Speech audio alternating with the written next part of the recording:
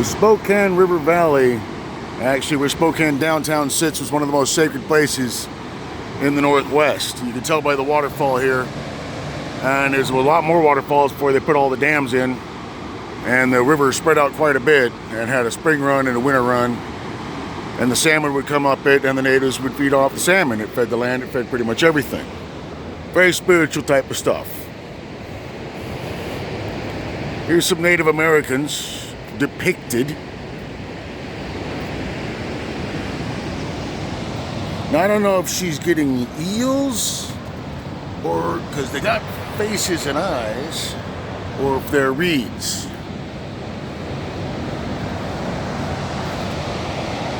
It's in female dress though, because of the obvious European hoop skirt. Now the male dress is apparently just the loincloth and netting some salmons. Believe it or not, that was about the size of the actual salmons compared to the boulder there. And as my eye level is here, the statues are much more giant than the people are originally. Because yeah, my eye level comes to here, and he's way the hell up there. That's the Monroe Bridge, or Spokane Suicide Bridge. We get a lot of death and a lot of stuff with that. Normal-sized antelope. Even got their full facial fronts there going on. Normal-sized grizzly bear. I mean, yeah. It's a very young grizzly bear.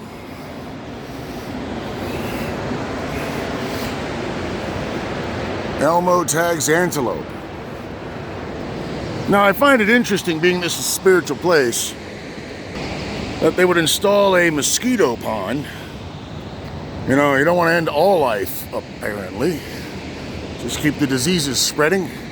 I'm sure masks stop mosquitoes. We're still up here on the overflow. Spirits love chimes. Actually, anyone who's studied spirituality would know that they don't. Elves, fairies, all that stuff.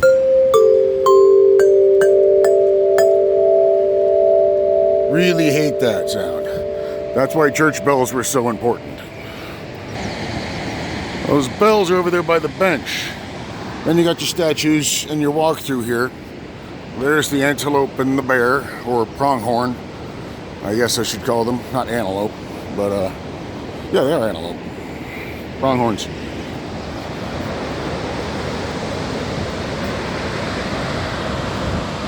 Over there, those two little lumps, when there were trees, that's where I used to hang out and watch all this, and watch actual deer and actual beaver crawl up past me, rather than, you know, concrete. Here we have two more fishermen up ahead of me there in the sun. And then we have, what the fuck is this?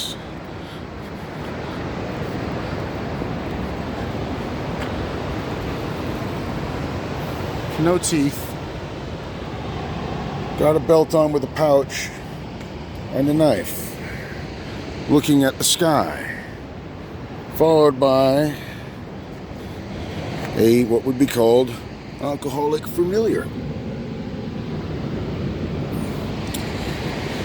That's a fucking skinwalker. That is some really dark magic shit right there.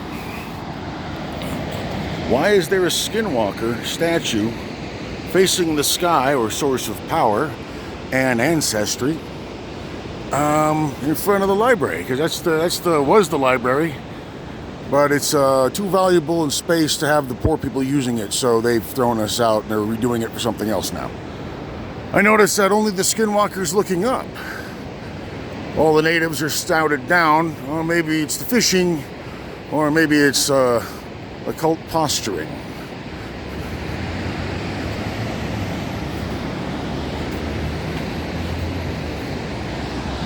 They normally would pull the rope on the other end, being that the first end was closed so the fish wouldn't slip out the back. But hey, it's about fishing, not posturing.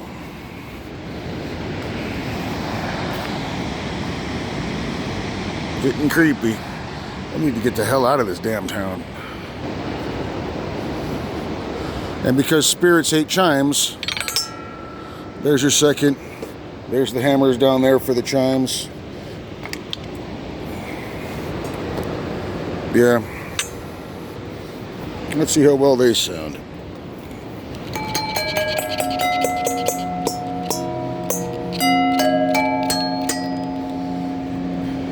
And I find it funny how these chimes are at both ends of the gates to keep kind of some kind of barrier there with the skinwalker kind of thing. A spiraling poem.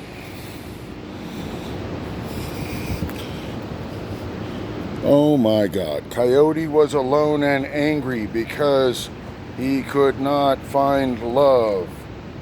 No, Coyote was alone and angry because he demanded love, demanded a wife from the Spokane, Coeur d'Alene, Palouse, all those tribes. Well, Coyote tried that crap in Europe, but we just called it the dragon race, and they immediately became worshipped as royalty because dragons always hoard gold. Huh. But hey, why would all the royal bloodlines of the world always claim the blood of the dragon? Weird, huh? Maybe that's just a coincidence. But a coincidence only equals to two. If you get three, there's a pattern.